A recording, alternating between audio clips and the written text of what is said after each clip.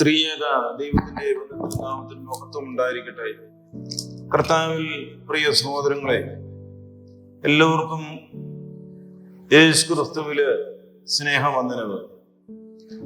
പരിശുദ്ധമായ 50 നോമ്പിന്റെ ഏകദേശം സമാപനത്തിലേക്ക് നാം കടന്നു വരികയാണ്. ഈ നോമ്പുകാലം നമ്മെ ഇവരെ ക്ഷണിക്കുന്നത് പർദീസായിലേക്കുള്ള ഒരു മടക്ക യാത്രയായിട്ടാണ്. നമ്മുടെ മനസ്സിനെയും ശരീരത്തെയും ദൈവത്തിങ്കിലേക്ക് തിരികെ നടത്താനുള്ള വലിയ ഒരു വിളിയാണ് നോമ്പുകാലം എന്ന് പറയുന്നത്.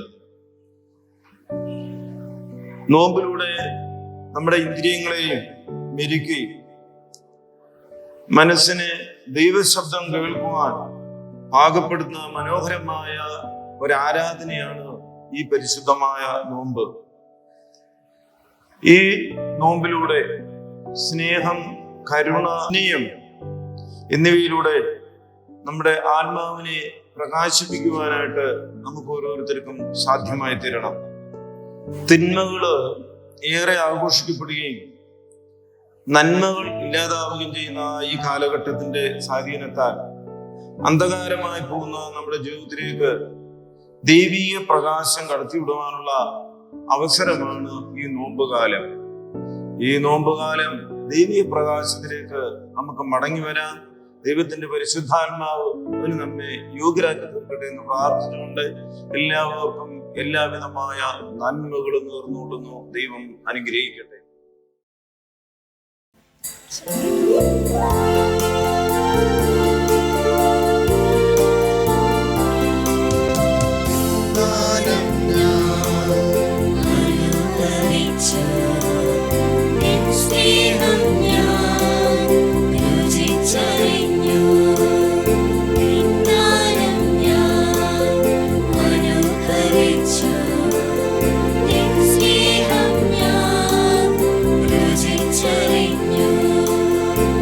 Each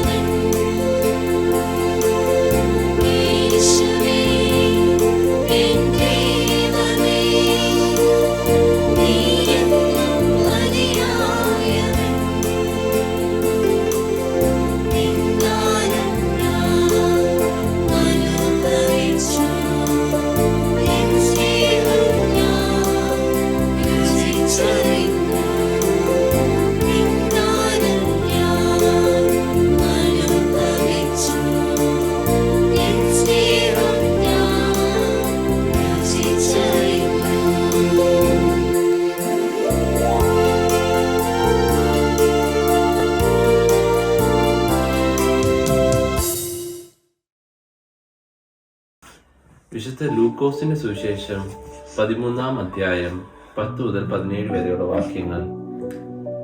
ഒരു ശബ്ബത്തിൽ അവൻ ഒരു പള്ളിയിൽ ഉപദേശിച്ചു കൊണ്ടിരുന്നു. അവിടെ 18 സംവത്സരമായി ഒരു രോഗാത്മാവ് ബാധിച്ചിട്ട് ഒട്ടും നിവരുവാൻ കഴിയാതെ കൂനിയായ ഒരു സ്ത്രീ ഉണ്ടായിരുന്നു. യേശു അവളെ കണ്ട് അടുക്കെ വിളിച്ച്, സ്ത്രീയെ, നിന്റെ രോഗബന്ധനം അഴിഞ്ഞിരിക്കുന്നു എന്ന് പറഞ്ഞ് അവളുടെ മേൽ കൈവച്ചു. അവൾ ക്ഷണത്തിൽ നിവർന്ന് ദൈവത്തെ മഹത്വപ്പെടുത്തി. യേശു ശബ്ബത്തിൽ സൗഖ്യമാക്കിയതുകൊണ്ട് പള്ളി പ്രമാണി നീരസപ്പെട്ട് പുരുഷാരത്തോട്, വേല ചെയ്യുവാൻ 6 ദിവസമുണ്ടല്ലോ, അതിനകം വന്ന് സൗഖ്യം വരുത്തിക്കൊള്ളുവീൻ, ശബ്ബത്തിൽ അരുത് എന്ന് പറഞ്ഞു. കർത്താവ് അവനോട്, കപടഭക്തിക്കാരെ, നിങ്ങൾ ഓരോരുത്തൻ ശബ്ബത്തിൽ തന്റെ കാളയെയോ കഴുതയോ തൊട്ടിയിൽ നിന്ന് അഴിച്ചു കൊണ്ടുപോയി വെള്ളം കുടിപ്പിക്കുന്നില്ലയോ? എന്നാൽ സാത്താൻ 18 സംവത്സരമായി ബന്ധിച്ചിരുന്ന അബ്രഹാമിന്റെ മകളായ ഇവളെ ശബ്ബത്ത് നാളിൽ ഈ ബന്ധനം അഴിച്ചു വിടേണ്ടതല്ലയോ എന്ന് ഉത്തരം പറഞ്ഞു. അവൻ ഇത് പറഞ്ഞപ്പോൾ അവന്റെ വിരോധികൾ എല്ലാവരും നാണിച്ചു. അവനാൽ നടക്കുന്ന സകല മഹിമകളാലും പുരുഷാരും ഒക്കെയും സന്തോഷിച്ചു. ബാരക്കുമോർ. നമുക്ക് പ്രാർത്ഥിക്കാം. ഞാൻ എല്ലാ കാലവും യഹോവയെ വാഴ്ത്തും. അവന്റെ സ്തുതി എപ്പോഴും എന്റെ നാവിന്മേലിരിക്കും. കാരുണ്യവാനായ ദൈവമായ കർത്താവേ, ഈ നല്ല സമയത്തിനായി ഞങ്ങൾ നിന്നെ സ്തുതിക്കുന്നു, സ്തോത്രം ചെയ്യുന്നു. കർത്താവെ, പല സ്ഥലങ്ങളിൽ നിന്നുകൊണ്ട് എന്നാൽ ഒരേ മനസ്സോടെ ഈ കൂട്ടായ്മയെ സംബന്ധിക്കുന്നു എല്ലാവരെയും നീ അനുഗ്രഹിക്കണം. കർത്താവെ, വലിയ നോയമ്പിന്റെ ഈ കാലത്ത് നിന്റെ സന്നിധിയിൽ വരുവാനും നിന്നോട് കൂടുതൽ അടുക്കുവാനും പാപവികാരങ്ങൾ ഞങ്ങൾ അകന്നു പോകുവാനുമായിട്ട് നീ ഞങ്ങൾക്ക് ശക്തി നൽകണം. പ്രത്യേകിച്ച് കർത്താവെ, യുവജനങ്ങളായ ഞങ്ങൾ അനുഭവിക്കുന്ന പല പ്രതിസന്ധികളും, പല നിരാശഘട്ടങ്ങളും, വേദനകളും, പ്രയാസങ്ങളും സന്നിധിയിൽ വെക്കുന്നു. കർത്താവെ, നിനക്ക് കൃപയുണ്ടാകണം, കൂടെ ഉണ്ടാകണം. ഈ ഘട്ടങ്ങളിലെല്ലാം നിന്റെ കരം പിടിച്ച് മുന്നോട്ട് പോകാൻ നീ ഞങ്ങളെ എല്ലാവരെയും അനുഗ്രഹിക്കണം. കർത്താവെ, ദൂരെയും ചാരയുമായിരിക്കുന്ന എല്ലാവരെയും ഓർക്കുന്നു. പ്രവാസ ജീവിതത്തിലും ദൂരദേശത്തിലും ആയിരിക്കുന്ന സഹോദരങ്ങളെ സഹോദരികളെ ഓർക്കുന്ന കർത്താവെ, കൃപയുണ്ടായിരിക്കണമേ, താങ്ങുണ്ടായിരിക്കണമേ.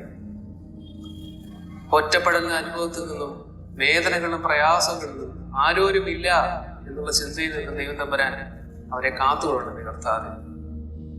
ഈ കൂട്ടായ്മയ്ക്ക് വേണ്ടി അധ്വാനിച്ചിട്ടുള്ള എല്ലാവരെയും ഓർക്കുന്ന കർത്താവെ, കൃപയുണ്ടായിരിക്കണം. ഞങ്ങളുടെ യുവജന പ്രസ്ഥാനത്തെ അനുഗ്രഹിക്കണമേ കർത്താവെ. അതിലെ ഓരോ അംഗങ്ങളെ നീ വാഴ്ത്തി അനുഗ്രഹിക്കണമേ. കൃപയുണ്ടായിരിക്കണമേ കർത്താവെ. പ്രത്യേകിച്ച് പ്രാർത്ഥന ആവശ്യപ്പെട്ടിട്ടുള്ള എല്ലാവരെയും ഓർക്കുന്ന കർത്താവെ, അവരെ മനസ്സിലെയണമേ കർത്താവ്. തന്ന എല്ലാ നൽവരങ്ങൾക്കും കൃപകൾക്കുമായി സ്തോത്രം കർത്താവെ. ഇനിയും നിന്റെ കരുതൽ കൂടെ ഉണ്ടായിരിക്കണം. ഞങ്ങൾ എപ്പോഴും എപ്പോഴും എന്നേക്ക് നിനക്ക് സ്തുതിയും സ്തോത്രവും കരയേറ്റ് ജീവിക്കുമാറാകണമേ. ആമേൻ.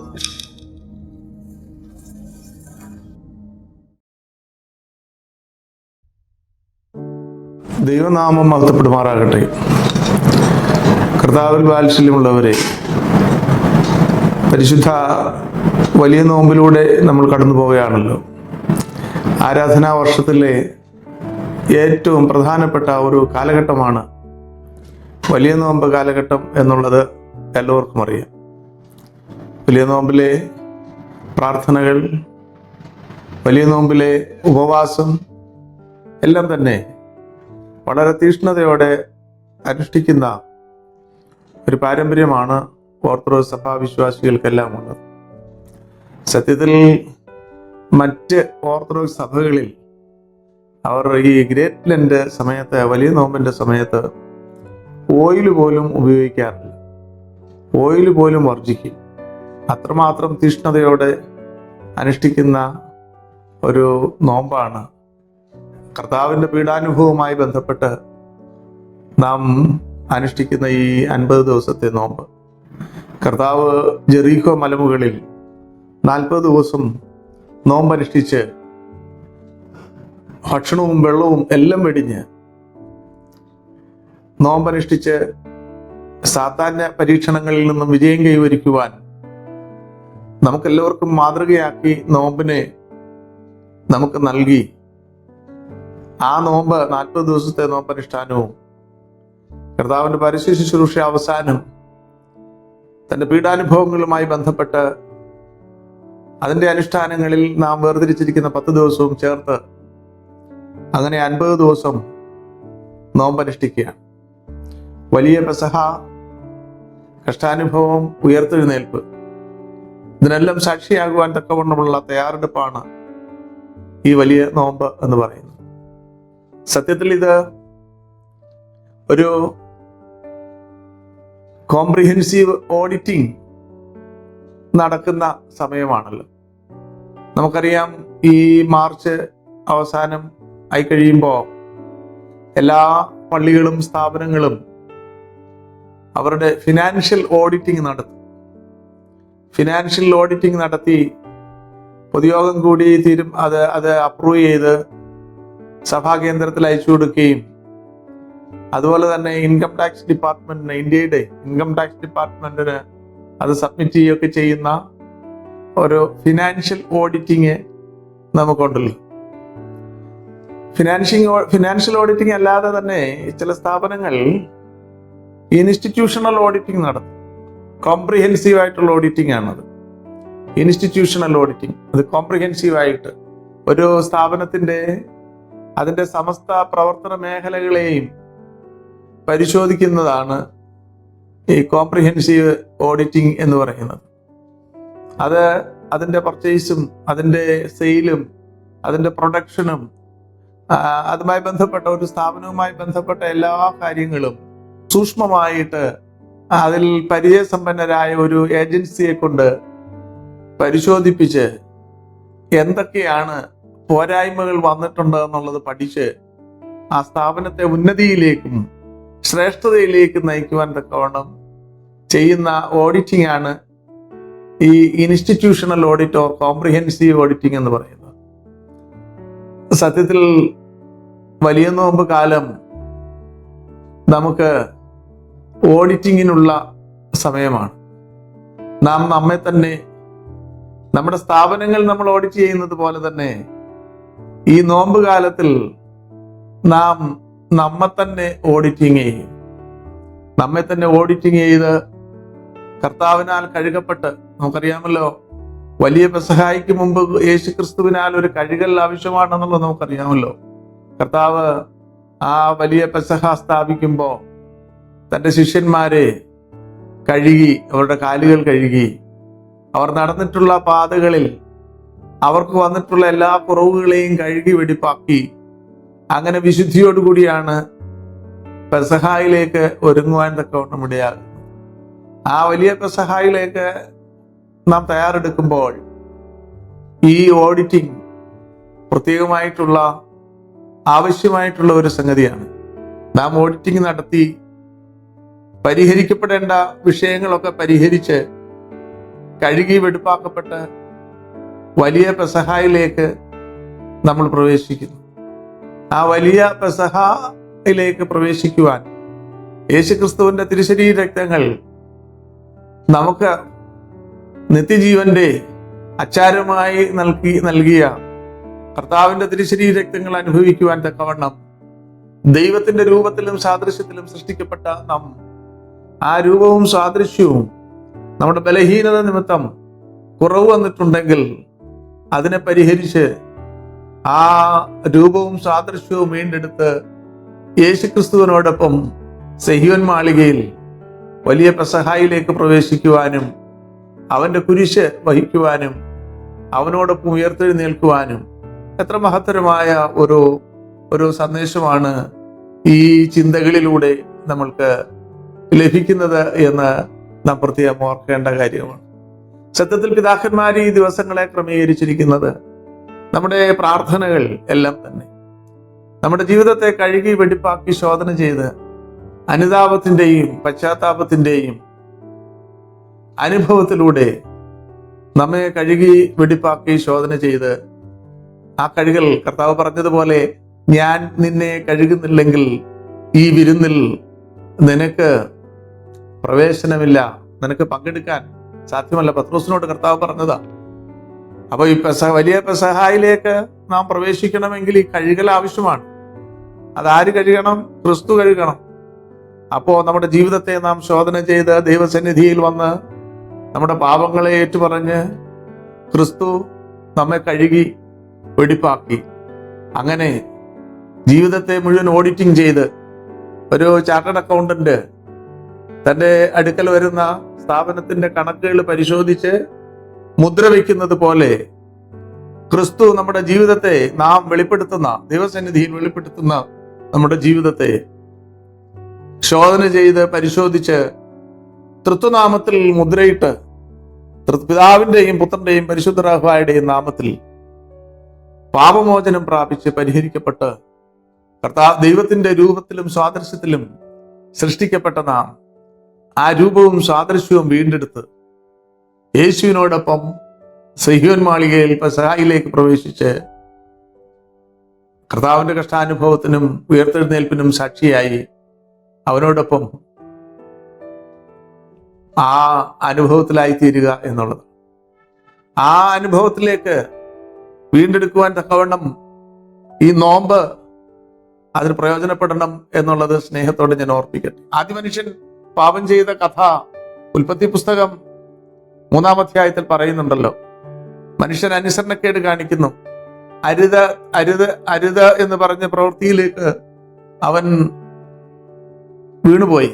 ആ വൃക്ഷഫലം തിന്മാൻ നല്ലതും കാൺമാൻ ഭംഗിയുള്ളതും ജ്ഞാനം പ്രാപിപ്പാൻ കാമ്യവും എന്ന് മനുഷ്യൻ കണ്ടു. Good for food, delight to the eyes and make one vice.